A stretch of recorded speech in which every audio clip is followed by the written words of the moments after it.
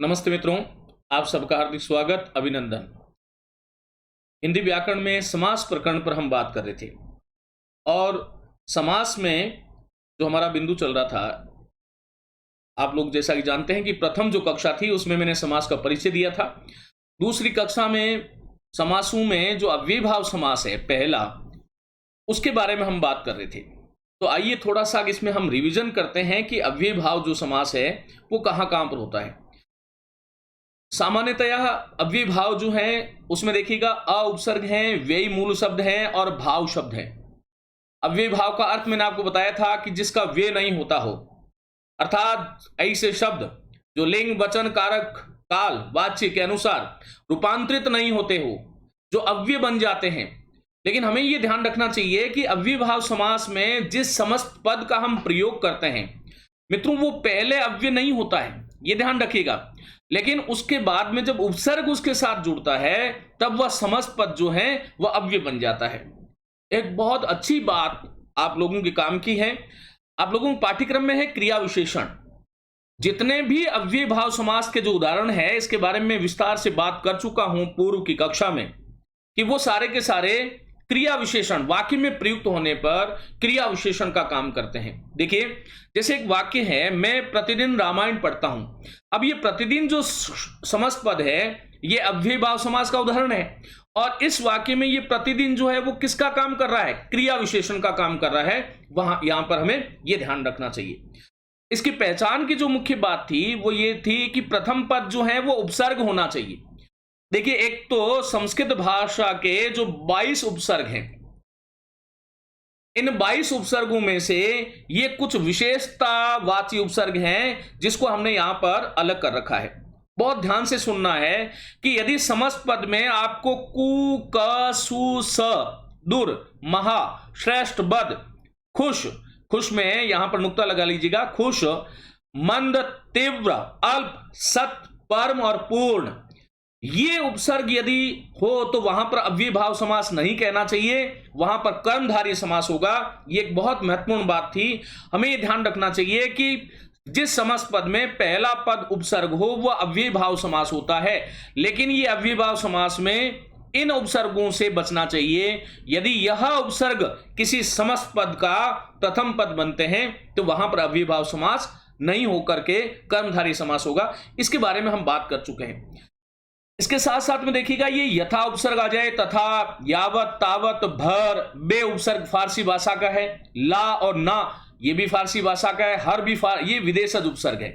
ये बे से लेकर के बे, ला, ना और हर, ये भर तो खैर हिंदी भाषा का शब्द उपसर्ग है। और संस्कृत के जो उपसर्ग है विशेष करके ये उपसर्ग ध्यान रखिएगा।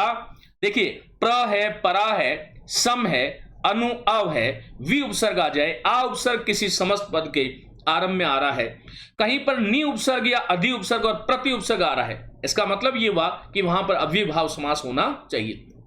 ये कुछ उदाहरण थे जिसमें पहला ये यथा यथा यथा यथा, और इसका हम विग्रह देख चुके हैं। यहां पर ये तथा जो है पहला पद तथा आ रहा है, तो ये सारे के सारे जो समस्त पद हैं ये अव्ययीभाव के उदाहरण हैं। यदि कोई विद्यार्थी इस कक्षा को पहली बार इसी भाग को देख रहा है तो उससे मैं आग्रह करता हूं कि वो इसका पहला भाग जो था अव्ययीभाव समास का वह देखें, उसके बाद में देखिएगा आपको समझ में आएगा। ये प्रति उपसर्ग, इसके बारे में भी हम बात कर चुके हैं। प्रति उपसर्ग वाले जो शब्द हैं और इसका हमें किस प्रकार से विग्रह करना चाहिए। ये प्रति जो है इसका अर्थ सम्मुख होता है, समक्ष होता है, लेकिन देखिएगा यहां पर प्रत्यक्ष का जो समस्त पद का जो विग्रह हुआ वो तो अक्षी के समक्ष हुआ, लेकिन प्रतिध्वनि का यहां पर ध्वनि के समक्ष नहीं होकर के ध्वनि की ध्वनि होगा। ये कुछ विशेष बातें थी, उनको आपको ध्यान रखना था। इसी प्रकार से आजानुबाहु शब्द पूर्व की कक्षा में बता चुका हूं कि ये मूल रूप से बहुब्री का उदाहरण है। यदि बहुब्री आपके विकल्प में नहीं आ रहा है तो फिर आप जो है अव्ययीभाव समास को चुन सकते हैं। यहां पर ये कुछ महत्वपूर्ण बातें थी। आपादमस्तक, आबाल, वृद्ध, आपूर्ण, आसमुद्र, ये जो थे ये सारे समस्त पद, इनके बारे में हम बात कर चुके हैं पूर्व कक्षा में। ये रिवीजन के लिए मैं आपको इस कक्षा से जोड़ रहा हूं कि इस प्रकार से होता है। ये यहां पर देखिएगा, ये अनु उपसर्ग आपको सब सर्वत्र दिखाई दे रहा है। यहां पर इनका विग्रह मैं बता चुका हूं, यहां पर ये नी उपसर्ग है, इसका मतलब अनु है, नी है, तो ये समस्त पद जो है वो सारे के सारे अव्ययीभाव समास के उदाहरण हैं, ये हमें ध्यान रखना था।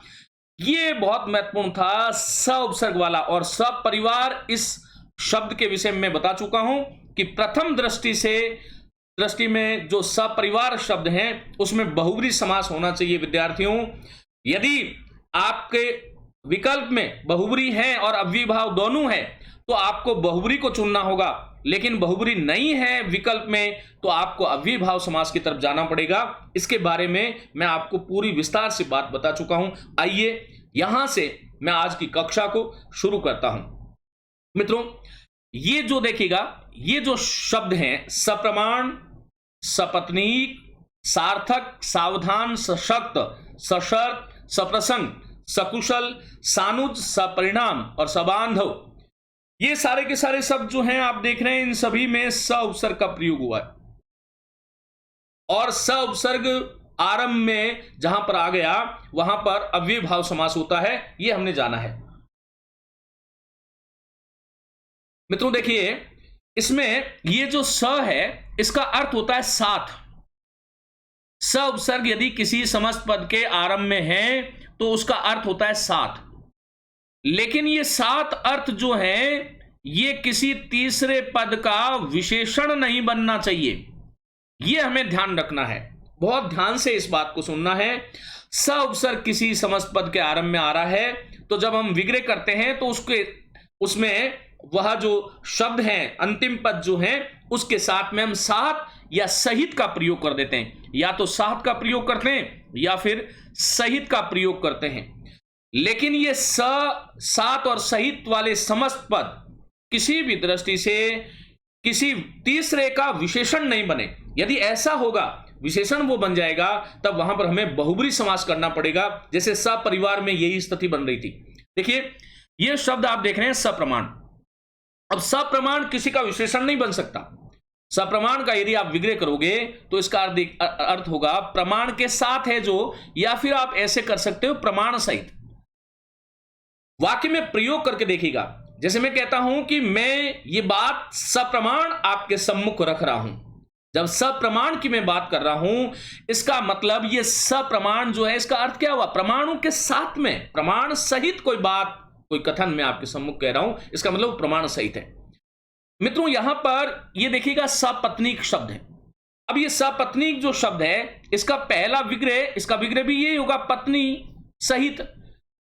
लेकिन यदि मैं ऐसा विग्रह कर दूं कि पत्नी के साथ या पत्नी सहित है जो, ये है और जो यदि मैंने लगा दिया तो ध्यान रखिएगा ये सपत्नीक जो शब्द है ये किसी तीसरे का विशेषण बन जाता है। ऐसी दृष्टि में यह सपत्नीक पहली जो दृष्टि होगी उसमें बहुब्री समास होगा। सपत्नीक शब्द का ध्यान रखिएगा, लेकिन बहुब्री विकल्प में नहीं है तो अव्ययीभाव को चुने। और एक महत्वपूर्ण बात, यदि बहुब्री और अव्ययीभाव दोनों हैं तो अव्ययीभाव नहीं चुनना है, क्योंकि बहुब्री समास जो है सभी समासों का राजा है और सभी समासों में प्रधान समास है। और इसका कारण मैंने आपको बताया था कि बहुब्री समास जो है वह अर्थ प्रधान समास है, यह हमें बात ध्यान रखनी थी। और भाषा का जो प्राण तत्व होता है वह अर्थ ही भाषा का प्राण तत्व है, यह बात एक विशेष बात थी जिसको आपको ध्यान रखना चाहिए था। तो चलिए आगे हम बात करते हैं। आगे जो पद आपको दिखाई दे रहा है देखिएगा, सपत्नीक में मैंने आपसे बात कर ली, इसके आगे जो है वो पद जो है वह है आपका सार्थक। मित्रों सार्थक जो है इसका विग्रह आप क्या करोगे, अर्थ सहित। मैं आपको ये कहता हूं कि उसने सार्थक बात कही तो सार्थक शब्द विशेषण भी बन जाता है, यहां पर यह ध्यान रखना चाहिए। जब मैं कहता हूं कि सार्थक कथन, वह कथन सार्थक है। पहली चीज तो ये जो समस्त पद जितने भी हैं ये वाक्य में क्रिया विशेषण का काम कर रहे हैं। ये देखो, आप अव्ययीभाव समास के साथ में आप क्रिया विशेषण का अभ्यास भी कर सकते हो। प्रत्येक समस्त पद जो अव्ययीभाव समास वाला आपको दिखाई देता है उसका वाक्य में प्रयोग कीजिए, और वाक्य में प्रयोग करके फिर इस प्रकार से आप चिंतन करें कि अच्छा ये वाक्य में क्रिया विशेषण है। जब मैं क्रिया विशेषण की बात करूंगा तब अव्ययीभाव समास को फिर से लेके आऊंगा। देखिए आगे जो शब्द है वो सावधान है। सावधान जो शब्द है उसका जो संधि विच्छेद है वो है स उपसर्ग है, अ उपसर्ग है और धा के साथ में अन प्रत्यय जोड़ करके अवधान शब्द बनता है। और ये दीर्घ संधि यहां पर देखो सम अ और आगे वाला जो अ है मिलकर के आ बन जाएगा, शब्द बन जाएगा सावधान। मित्रों, अवधान कहते हैं ध्यान को। अवधान का अर्थ होता है ध्यान। स अवधान मानी ध्यान पूर्वक, पहला विग्रह ये हो सकता है। दूसरा अवधान सहित है जो, मैं ऐसा कह सकता हूं कि वह व्यक्ति जो है वह सावधान है, सतर्क है, सचेष्ट के लिए विशेषण का प्रयोग हो रहा है। यद्यपि एक बात ध्यान रखिएगा, यदि हम खींचतान करके प्रत्येक समस्त पद को विशेषण बनाना चाहें तो वो हिंदी भाषा का प्रत्येक समस्त पद तो नहीं, लेकिन 90% जो समस्त पद है वह किसी अन्य का विशेषण बन सकता है। मैं आपको व्याकरण को रटाना नहीं चाह रहा, सिखाना चाह रहा हूं। 90% कोई भी समस्त पद किसी तीसरे का विशेषण बन सकता है और ऐसी स्थिति में वहां पर बहुब्री समास हमें मानना चाहिए। लेकिन परीक्षाओं का पैटर्न में देखता हूं पिछले 20 वर्ष से जो विभिन्न लोक सेवा आयोग जो भारत के विभिन्न प्रतियोगी परीक्षाओं से संबंधित जो परीक्षाएं लेते हैं, उनमें मैंने ये देखा है कि आपसे परीक्षक जो है इस प्रकार का प्रश्न करने से बचता है। सावधान में या तो आपको सीधा बहुब्री पूछेगा या फिर अव्ययी भाव पूछेगा। कदाचित ऐसा कहीं पर आ जाए कि बहुब्री और अव्ययी दोनों है और वह समस्त पद जिसमें पूछा गया है उसमें अव्ययी भाव समास के साथ बहुब्री समास भी हो रहा है, तो फिर वहां पर हमें बहुब्री चुनना चाहिए। अपितु आपसे जो है मैं ये देखता हूं कि दोनों में से विकल्प में एक ही आएगा, या तो अव्ययी भाव या फिर बहुब्री। ये देखिएगा, आगे शब्द की बात करते हैं। सशक्त, ये सशक्ति शब्द गलत होता है। एक सावधानी शब्द हम बना देते हैं, वो भी गलत होता है। सावधानी कोई शब्द नहीं होता, शब्द होता है सावधान। सशक्त जो शब्द है देखिएगा, शक्ति का शक्त बन गया क्योंकि शक्ति पहले जो है वह अव्यय नहीं था, लेकिन इसके साथ में जब स उपसर्ग जुड़ा तब वह अव्ययीभाव समास हो गया। सशक्त का अर्थ हुआ शक्ति सहित है जो, जब विग्रह करोगे तो शक्त को शक्ति करोगे। इसी प्रकार से आगे देखिएगा, सशर्त। हम कहते हैं ना, मैं ये काम करूंगा लेकिन सशर्त करूंगा। सशर्त का अर्थ होता है शर्त सहित। जो शर्त सहित है वह सशर्त है। सप्रसन्न प्रसन्न सहित, सकुशल कुशलता सहित, कुशल पूर्वक, सानुज अनुज सहित, अनुज के साथ, अनुज और सहित, अनुज सहित, इस प्रकार से हमें ध्यान रखना है, अनुज सहित। सपरिणाम, स और परि, ये देखिएगा ये दो उपसर्ग है, स और परि। और नाम मूल शब्द है, नाम था, नाम का नाम बन गया क्योंकि परि में र आ रहा है और र आने के बाद में न जो है ये हमेशा न बन जाता है, ये हम बात कर चुके हैं। तो ये सपरिणाम शब्द जो है परिणाम सहित। और सबांधव, ये सबांधव जो शब्द है इसका अर्थ क्या है? सबांधव का अर्थ है बंधु सहित। ये बंधु में अप्रत्यय जुड़ता है, देखिएगा बंधु में जब अप्रत्यय जुड़ता है तब बांधव शब्द बनता है, इसको नोट करें। बंधु मूल शब्द है और अप्रत्यय जब जुड़ा तो ये जो ब दिखाई दे रहा है इस ब का बा बन गया और ध में जो ऊ था उसका औ होकर के ये शब्द बन गया बांधव। अब इसके साथ में स उपसर्ग जोड़ दिया तो बांधव सहित, बंधु से संबंधित जितना भी है वह बांधव सहित है। चलिए, ये कुछ विशेष शब्द थे जिसमें स उपसर्ग वाले की हमने बात करी, इसको आप लोगों को अभ्यास करना चाहिए। आगे आइए बात करते हैं। आगे जो समस्त पद आप लोग देख रहे हो इन सभी में देखिए अति उपसर्ग दिखाई दे रहा है आपको। मित्रों अति, देखिए स की हम बात कर चुके हैं, अब आइए अति उपसर्ग की बात करते हैं। अति उपसर्ग जो है उससे युक्त शब्द भी अव्ययीभाव समास के उदाहरण बनते हैं। और ये देखिएगा ये सारे के सारे जो समस्त पद हैं इन सब में कौन सा उपसर्ग लगा हुआ है आप सब जान रहे हैं, अति उपसर्ग है। अति और वृष्टि, ये अति जो है ये अत्यधिक मानी अधिकता का अर्थ में आता है। अधिकता का जो अर्थ है, अधिकता के अर्थ में अति उपसर्ग का प्रयोग होता है। अतिवृष्टि जो है इसका विग्रह आपसे पूछे तो वृष्टि वर्षा को कहते हैं, वृष्टि की अति। हालांकि इस बार तो वृष्टि की अति कहीं दिखाई नहीं दे रही है, प्रतिदिन यही प्रार्थना है कि अतिवृष्टि हो, लेकिन चलिए समस्त पद की बात कर रहे हैं तो अतिवृष्टि जो है वो वृष्टि की अति, इस प्रकार से इसका विग्रह करना चाहिए। मित्रों ये अत्याधुनिक समस्त पद है। यदि आपसे अत्याधुनिक इस समस्त पद में समास का नाम पूछे तो अव्ययीभाव समास होगा। और देखो इसका संधि भी होता है, अति उपसर्ग है और अति उपसर्ग के साथ में आधुनिक जुड़ा है। अति के साथ में जब आधुनिक जुड़ा तब शब्द क्या बना, अत्याधुनिक, यण संधि होकर के।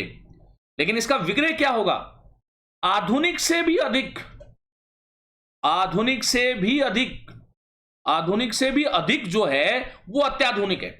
हम कहते हैं ना कि भाई वह तो अत्याधुनिक है, वह वस्तु जो है वह तो अत्याधुनिक है, मानी आधुनिक तो है लेकिन आधुनिक से भी जो अधिक होती है उसके लिए शब्द का प्रयोग होता है अत्याधुनिक। तो ये ध्यान रखना है आपने को। चलिए आगे चलते हैं। आगे जो शब्द है वो है अत्यंत। देखो इसका विग्रह करने का तरीका, पहली बात तो संधि विच्छेद हम जानते हैं, अति और अंत से अत्यंत शब्द का निर्माण होता है। यण संधि का उदाहरण ये बनता है। इधर से अंत जो अव्ययीभाव समास जो होता है उसमें एक बात और नोट करें आप लोग, अव्ययीभाव समास का जब आप विग्रह करते हैं तो दूसरा पद जो है उस समस्त पद में जो द्वितीय पद जिसको हम कह रहे हैं वहां से हमें शुरू करना चाहिए। ये एक मैं आपको विधि दे रहा हूं। अंत से अधिक, मैं कहता हूं कि मैंने अत्यंत परिश्रम किया। देखिए इस वाक्य में मैंने अत्यंत परिश्रम किया, इस वाक्य में आया हुआ जो अत्यंत शब्द है ये क्रिया विशेषण का काम कर रहा है, ये ध्यान रखिएगा।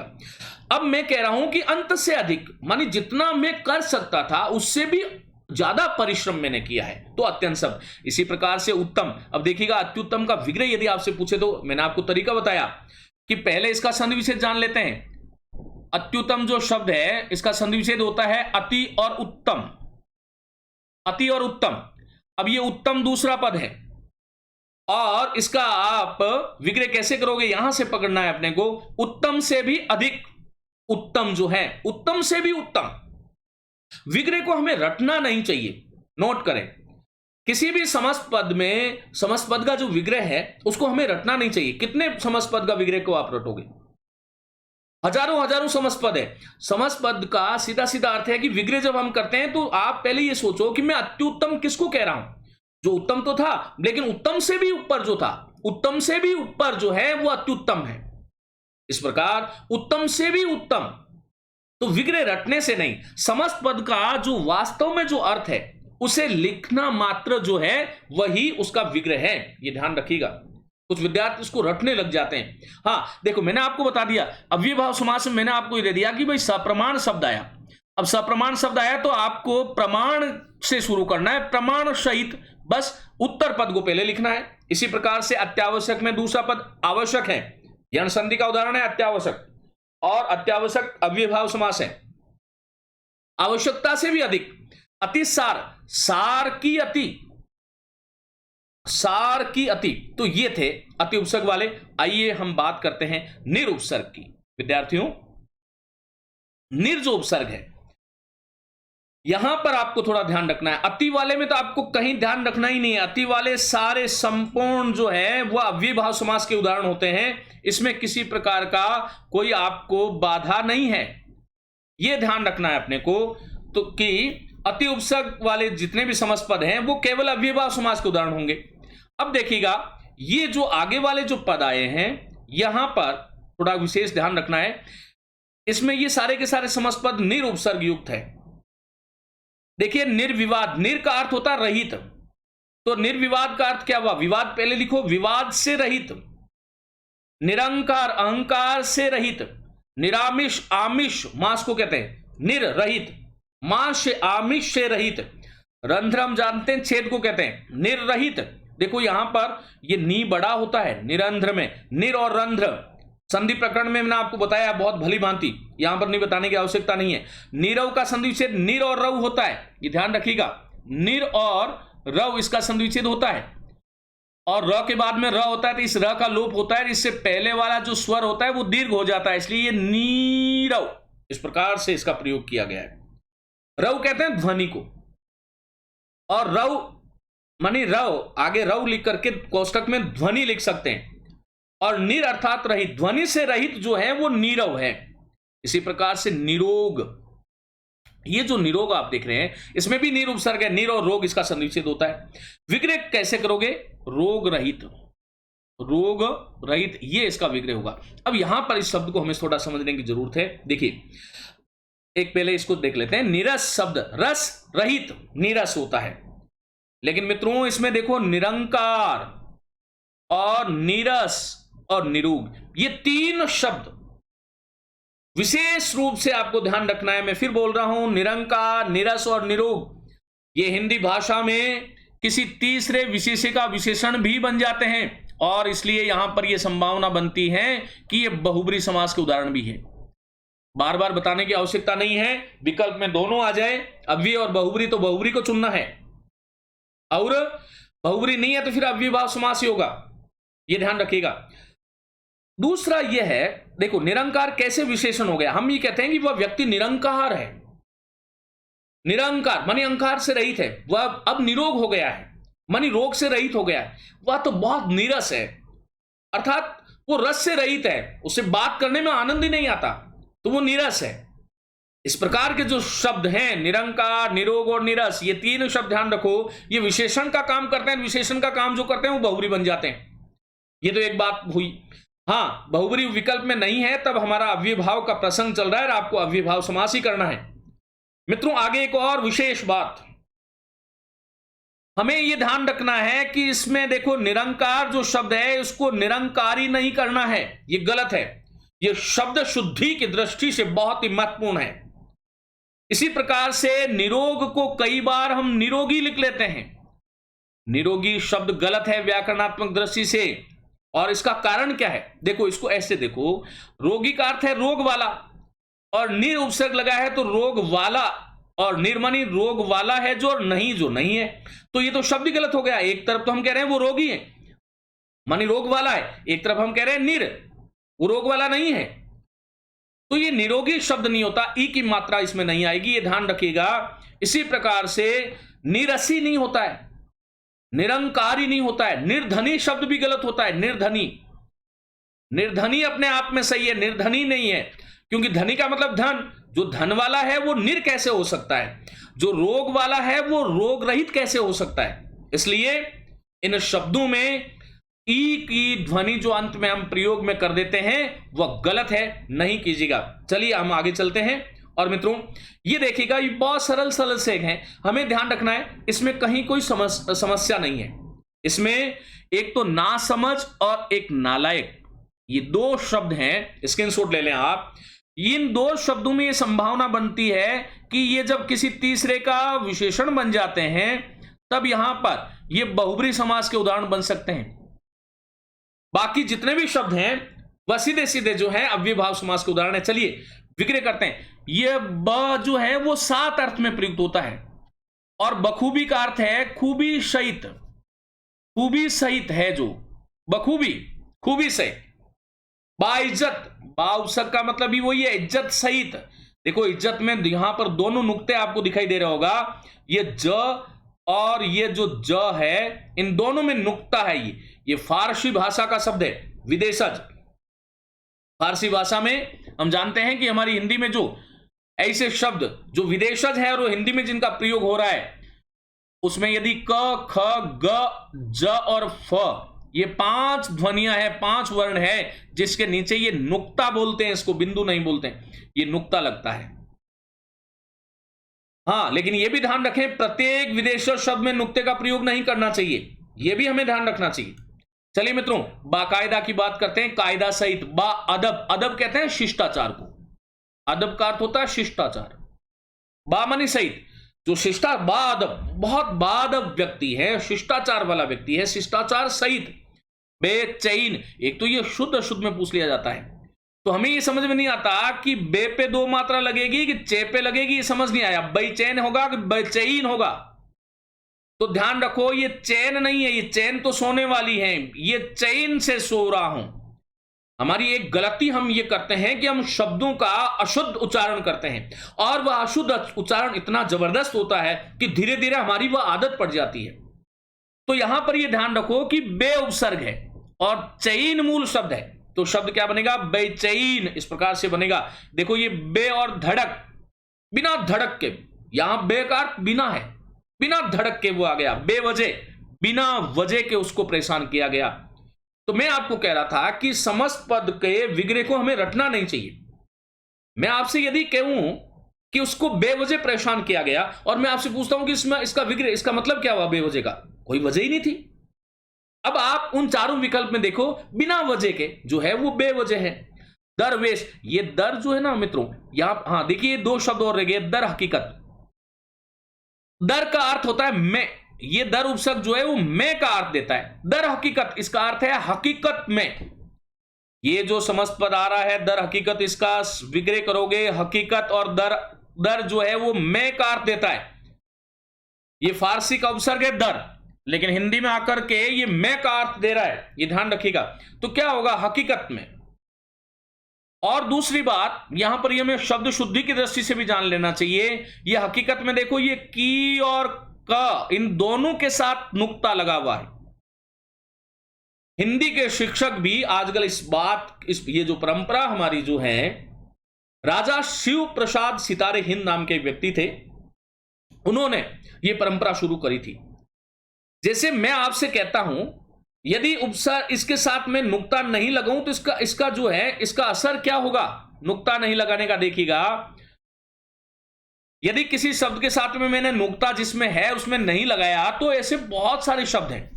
एक तो मुझे आप लोग सोशल मीडिया पे जरूर जो है देखा करें, मैं कुछ आर्टिकल इस प्रकार के लिखता हूं शब्द शुद्धि को लेकर के, वो आपकी परीक्षा की दृष्टि से बहुत महत्वपूर्ण है मित्रों। देखिएगा, नुक्ता क्यों जरूरी है, यहां पर यह हमें समझना चाहिए। जैसे मैं एक आपसे शब्द देता हूं कि खैर, यह खैर क्या है? जिसको हम खैर बोलते हैं। यदि मैं देवनागरी के उच्चारण के अनुसार इसका उच्चारण करूं तो यह खैर है, और एक है ये खैर, इसके नीचे ये नुक्ता है। ये खैर तो हमारा वृक्ष है, और ये खैर जो है ये अव्यय है, ये हमें ध्यान रखना है। इसी प्रकार से देखो, एक ताक है, ये ताक हिंदी की क्रिया है, वो उसको ताक रहा था, और पुस्तक जो है वो ताक में पड़ी है, ये क नुक्ता होगा। इसी प्रकार एक जरा शब्द है, ये जरा हमारा संस्कृत का शब्द है, तत्सम शब्द है जरा, और इसका अर्थ होता है बूढ़ापा, जरा अवस्था। और ये जरा जो है वो विदेशज, जो थोड़ा वाला जो अर्थ है वो जरा है। देखो, ये जरा और ये जरा है। उच्चारण का विशेष रूप से ध्यान देना चाहिए। खैर, उच्चारण तो हमारा देशीय प्रभाव के कारण कुछ इधर उधर हो सकता है, लेकिन परीक्षा में उच्चारण नहीं, परीक्षा में आपको विकल्प को चुनना है। ये शब्द युग में है, शब्द युग में कई बार ये पूछ लेते हैं इसका अर्थ क्या है, तो ये हमें विशेष करके इन बातों का ध्यान रखना चाहिए। यदि मैं कह रहा हूं कि सब्जी में जरा नमक दीजिए, जरा सा, तो ये जरा का मतलब बूढ़ा सा नमक दीजिए। ये जरा जो है इसका अर्थ थोड़ा होता है। तो ये देखो, बहुत ही महत्वपूर्ण बातें थी, इसके विषय में हमें ध्यान रखना चाहिए मित्रों। चलिए आगे चलते हैं। ये तो खैर प्रसंग प्राप्त जो है, क्योंकि शब्द शुद्धि किसी भी भाषा का प्राण तत्व है। व्याकरण जो है, भाषा जितनी भी है, उसमें हमें प्रयास करना चाहिए हम शुद्ध सीखें, शुद्ध लिखें। ये दरअसल में देखिएगा, असल में ना समझ विशेषण बन सकता है। मैं कहता हूं कि व्यक्ति ना समझ है, तो जब विशेषण बन रहा है तब बहुब्री का उदाहरण होगा, और यदि उपसर्ग की दृष्टि से देखें तो अव्ययभाव समास का उदाहरण होगा। बिना समझ के, इसका विग्रह करोगे बिना समझ के, ना का अर्थ यहां पर बिना है, तो बिना समझ के कोई है तो वो ना समझ है। इसी तरह से ना लायक, जो लायक नहीं है, हम कहते हैं वह नालायक है, इसका मतलब विशेषण का काम भी वो कर रहा है।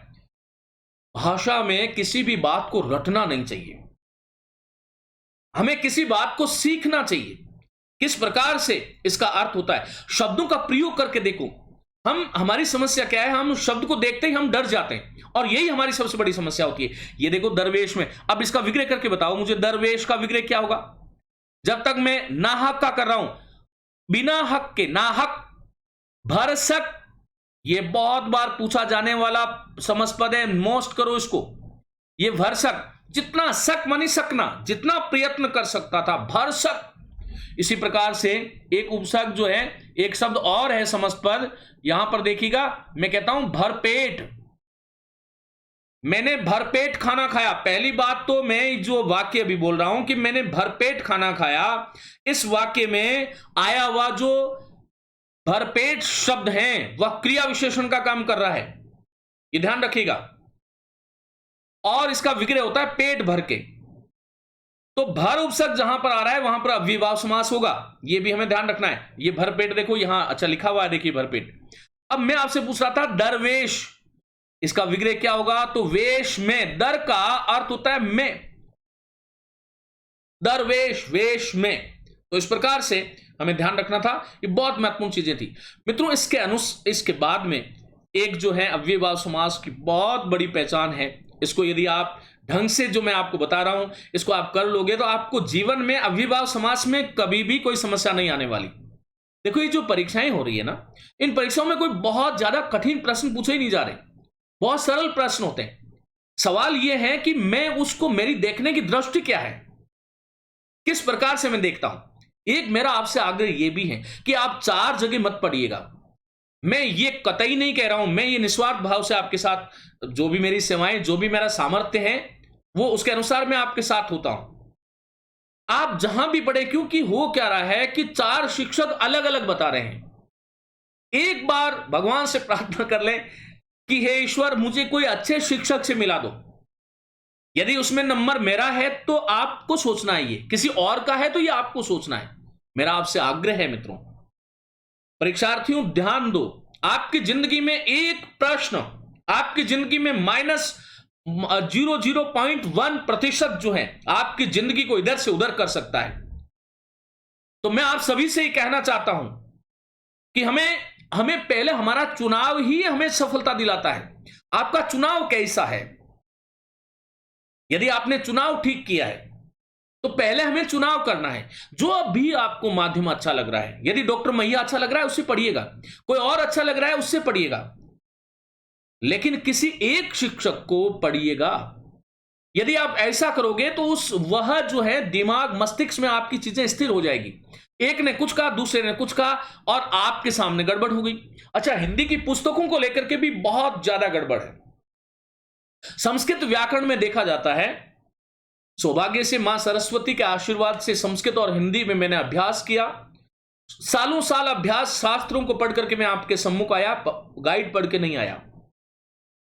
संस्कृत व्याकरण में इस प्रकार का संदेह वाले स्थल बहुत कम है, लेकिन हिंदी व्याकरण, और उसका कारण यह है कि संस्कृत में हम एक ही व्यक्ति को मानते हैं, और वो कौन है? पाणिनि। पाणिनि ने जो कह दिया वो फाइनल है। लेकिन हिंदी में ए भी कह रहा है, बी भी कह रहा है, सी भी कह रहा है, और तीनों विद्वत्ता का दावा कर रहे हैं। तो किसको सही माने? मेरा आपसे इतना आग्रह है, पुस्तक में भी आपको विशेष चुनाव करना चाहिए। जो विद्यार्थी इसको सुन रहे हैं, एक पुस्तक हमारी हिंदी वृहद व्याकरण कोश, जिसको बहुत स्वाध्याय, बहुत मेहनत से 7 वर्षों की अथक साधना थी, जो हमारी क्षमता थी उसके अनुसार हमने उसको विद्यार्थियों को समर्पित की। तो उस पुस्तक को भी आप, यदि आपके पास है तो आप उसको देखिएगा। ये पूरा जो मैं आपको पढ़ा रहा हूं, ये मैं इसको परीक्षित करके, ये जो प्रकाशित हो गई उसके बाद में मैं आपके सम्मुख आया हूं। तो आपको इन चीजों का विशेष ध्यान रखना चाहिए। देखिए, ये कुछ अव्ययभाव समास जो है उसके किसी समस्त पद के अंत में अनुसार आ जाता है। यदि कोई ऐसा समस्त पद देखो आप जिसके अंत में अनुसार आ रहा है, अर्थ आ रहा है, पूर्वक, भर, पर्यंत और उपरांत, देखो भाई 6 शब्द है। कौन कौन से? अनुसार, अर्थ, पूर्वक, भर, पर्यंत, उपरांत। ये कहां होने चाहिए? ये द्वितीय पद में होना चाहिए। दूसरा पद यदि यह हो रहा है तो वहां पर अव्ययभाव समास हमें मानना चाहिए। मित्रों यहां पर देखिएगा, पहला समस्त पद आया अवसरा अनुसार, और इसका विग्रह होता है अवसर के अनुसार। अब यहां पर अवसर को पहले लेंगे। जो मैं अभी बात कर रहा था कि अव्ययभाव समास का विग्रह करते हुए द्वितीय पद को पहले लिखना चाहिए, अब बात बदल गई है। यहां अनुसार के अवसर, ऐसा नहीं करोगे आप। यहां पर इसको पहले उठाओगे अवसर और फिर आगे बोलोगे अनुसार। विग्रह करोगे अवसर के अनुसार, अवसर के अनुसार। तो अवसर को पहले लिखना है, अवसर और फिर आगे के और फिर अनुसार। सारे के सारे शब्द इसी प्रकार से विग्रह होगा। क्रमानुसार, कर्म के अनुसार, कथन के अनुसार, कथनानुसार, श्रद्धा अनुसार, श्रद्धानुसार। तो ये अनुसार वाले से। अब देखिए अर्थ वाले ये रहे समस्त पद। दर्शनार्थ, दर्शन के लिए विग्रह बोल रहा हूं मैं आपको। दानार्थ, दान के लिए। सेवार्थ, प्रस्थान। तो सेवार्थ सेवा के लिए, भोजनार्थ भोजन के लिए, और ये सब के सब क्रिया विशेषण है। ये बहुत बड़ी बात है जो आपको सीखनी चाहिए, ये क्रिया विशेषण है। हितार्थ हित के लिए, भोजनार्थ भोजन के लिए, गमनार्थ गमन के लिए।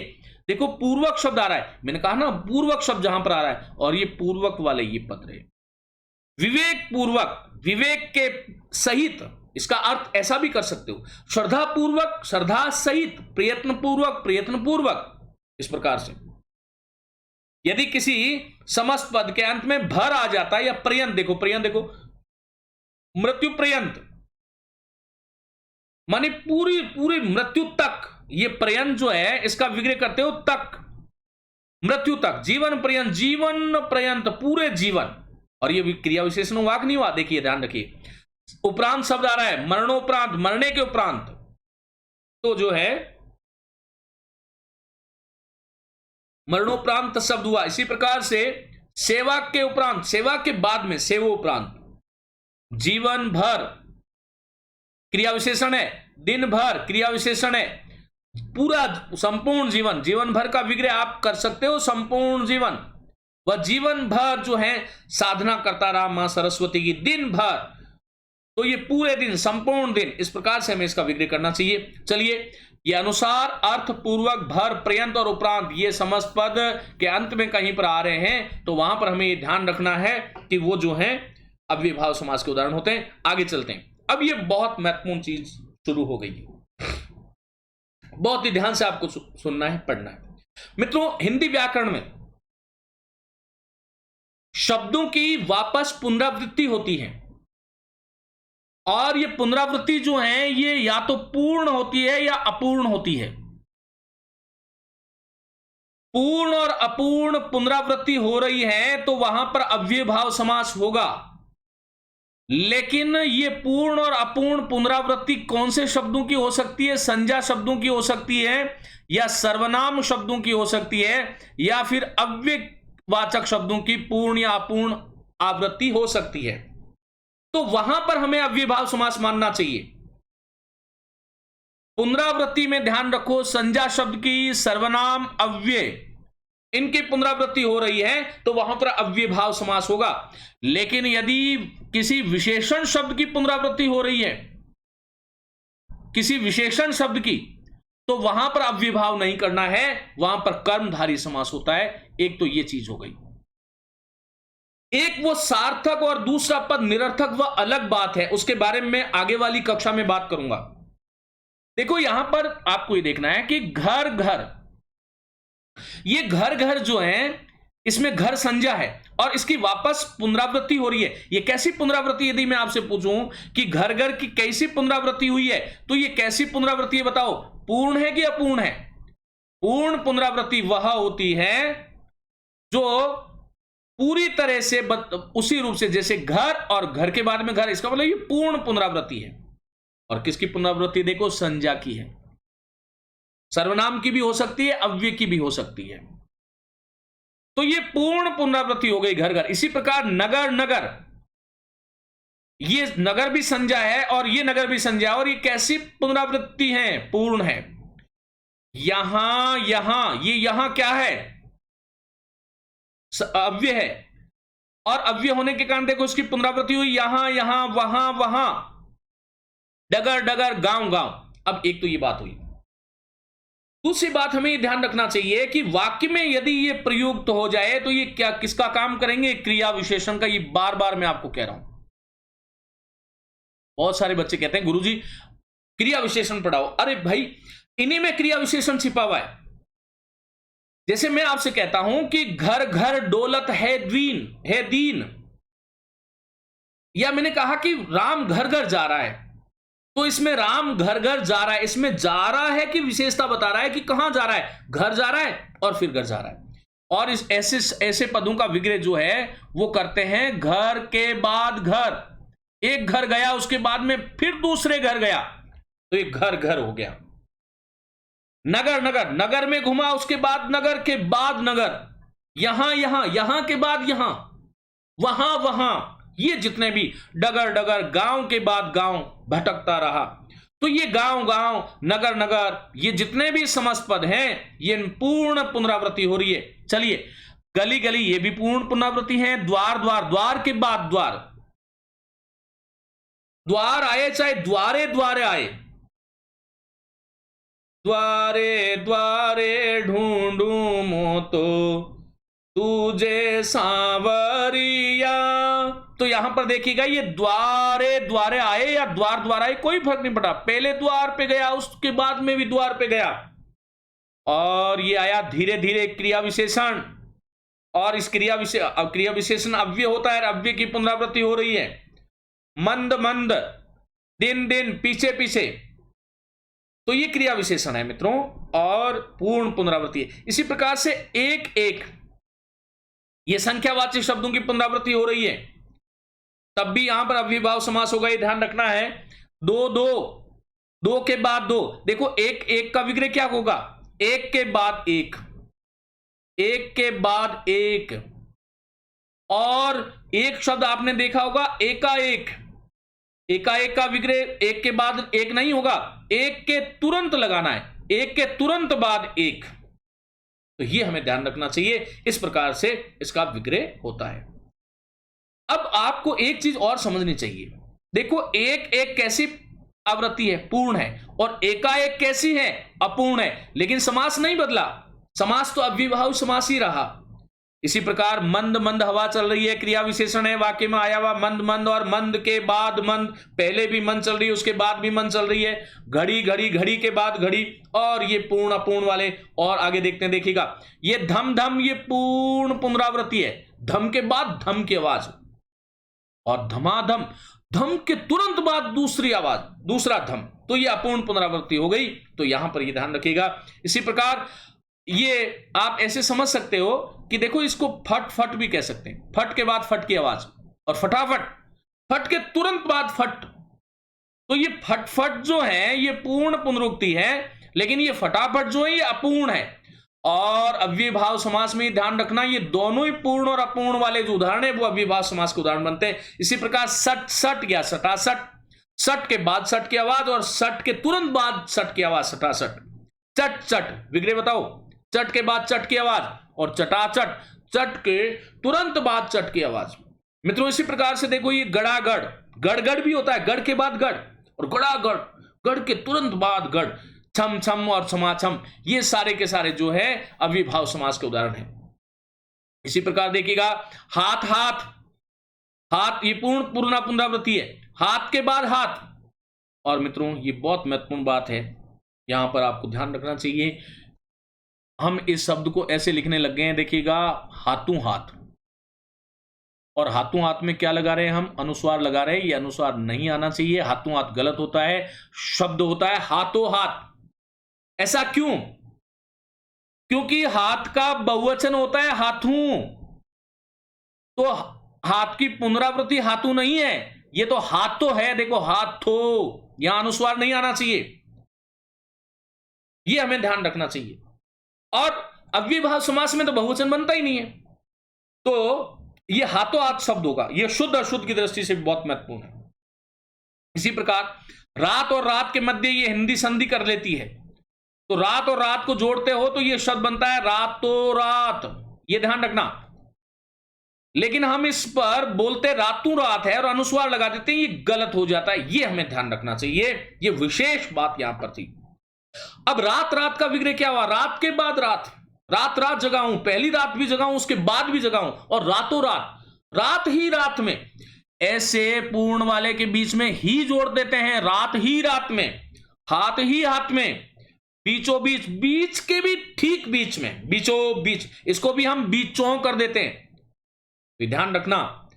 हाथों हाथ, रातों रात, बीचों बीच गलत है, हाथों हाथ, रातों रात, बीचों बीच ये ठीक है।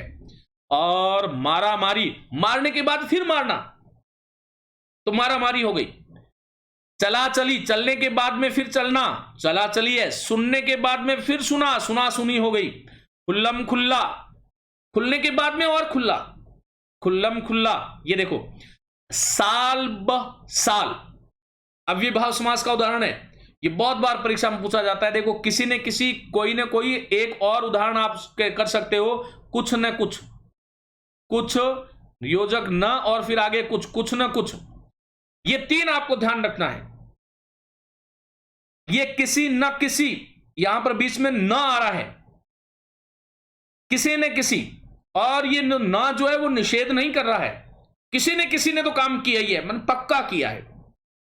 खैर वो अलग बात हो गई, लेकिन किसी ने किसी जो शब्द, ये समस्त पद है पूरा, ये ध्यान रखना, और इसमें अपूर्ण आवृत्ति हो रही है और सर्वनाम शब्द की आवृत्ति हो रही है, इसलिए हमें अव्ययी भाव समास जानना चाहिए। इसी यही स्थिति जो है वो कोई न कोई में है। तो ये कुछ बहुत ही महत्वपूर्ण बातें थी, हमें ध्यान रखना चाहिए कि अव्ययी भाव समास जो है उसमें पहला पद उपसर्ग आता है। उपसर्ग में कौन से उपसर्गों को हमें छोड़ना चाहिए, उसमें मैंने आपको बताया था, कु, क, सु, स, परम, महा, बद, श्रेष्ठ, पूर्ण, इनको छोड़ देना चाहिए।